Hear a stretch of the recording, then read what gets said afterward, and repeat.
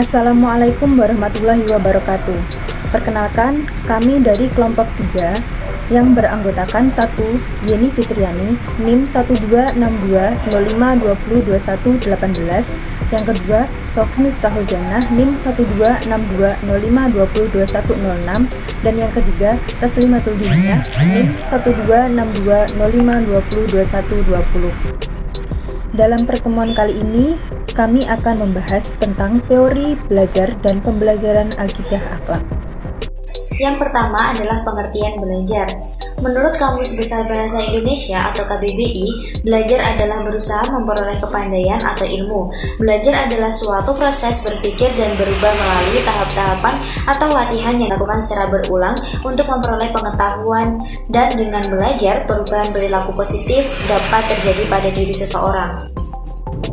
Adapun tujuan dari belajar, yaitu yang pertama memperoleh pengetahuan, yang kedua menanamkan konsep dan keterampilan, dan yang ketiga adalah membentuk sikap. Ciri-ciri dari belajar yaitu yang pertama, perilaku individu akan berubah positif yang dapat dilihat maupun tidak.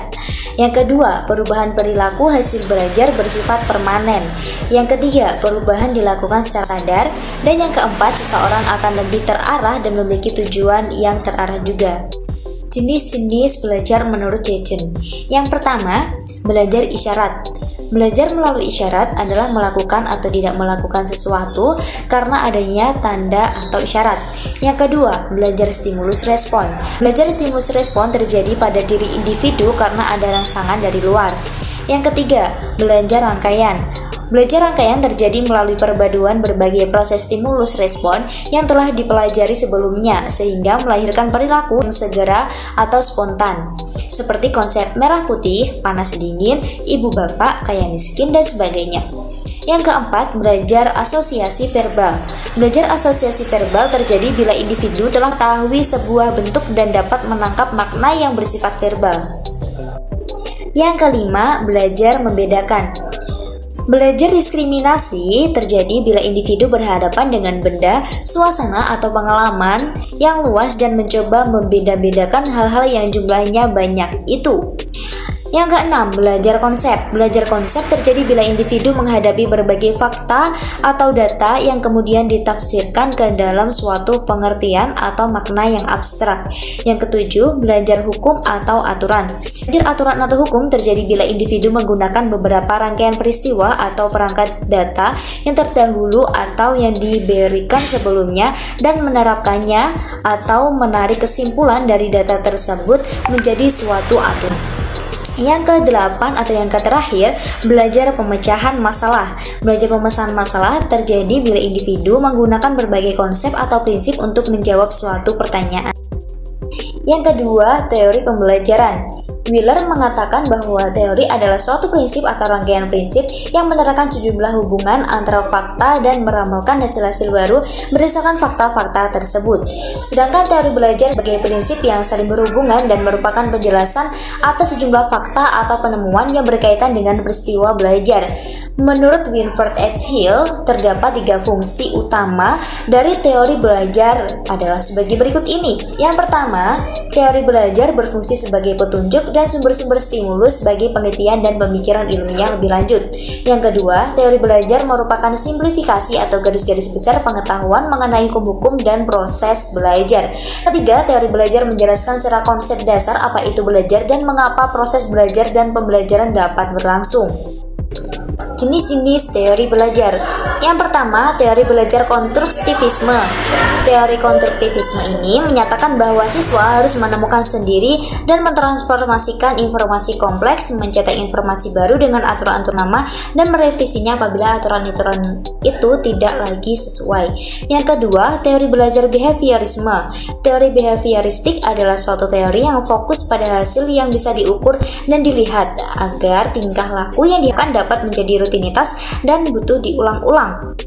Yang ketiga, teori belajar kognitif. Teori kognitif menekankan pada proses perkembangan peserta didik. Meskipun proses perkembangan peserta didik mengikuti ulang yang sama, namun kecepatan dan pertumbuhan dalam proses perkembangan itu berbeda. Yang terakhir atau yang keempat adalah teori belajar humanistik. Teori humanistik adalah sebuah teori belajar yang mengutamakan pada proses belajar, bukan pada hasil belajar itu sendiri. Teori ini mengemban konsep untuk memanusiakan manusia sehingga manusia atau siswa mampu memahami diri dan lingkungannya. C. Pembelajaran akidah akhlak. Akidah akhlak menekankan pada kemampuan memahami keimanan dan keyakinan Islam sehingga memiliki keyakinan yang kokoh dan mampu mempertahankan keyakinan atau keimanannya serta menghayati dan mengamalkan nilai-nilai Asmaul Husna. Akhlak menekankan pada pembiasaan untuk menerapkan dan menghiasi diri akhlak terpuji atau mahmudah dan menjauhi serta menghindari diri dari akhlak tercela atau mazmumah dalam kehidupan sehari-hari. Tujuan pembelajaran akidah akhlak: 1. Menumbuh kembangkan akidah melalui pemberian, pemupukan, dan pengembangan pengetahuan, penghayatan, pengamalan, pembiasaan, serta pengalaman peserta didik tentang akidah Islam. Yang kedua, mewujudkan manusia Indonesia yang berakhlak mulia dan menghindari akhlak tercela dalam kehidupan sehari-hari, baik dalam kehidupan individu maupun sosial sebagai manifestasi dari ajaran dan nilai-nilai akidah Islam. Pelajaran akidah akhlak di Madrasah Ibtidaiyah meliputi 4 aspek, yaitu aspek akidah atau keimanan, aspek akhlak, aspek adab Islami, dan aspek kehidupan. D. Urgensi teori akidah akhlak. Mempelajari ilmu akidah akhlak sangat penting bagi umat Islam pada umumnya, karena di dalam ilmu tersebut berbagai masalah dibahas, sehingga orang yang memahami akidah akhlak dengan benar dan baik akan dapat melaksanakan ibadahnya dengan baik. Salah satu solusi yang dapat dilakukan agar pembelajaran dapat berjalan dengan baik adalah seorang pendidik harus mengetahui teori-teori belajar, karena teori belajar sangatlah penting dalam pembelajaran. Di antara urgensinya yaitu sebagai berikut. Pertama, perilaku manusia sering terbentuk melalui proses belajar. Kedua, perbedaan setiap individu dengan satu sama lain.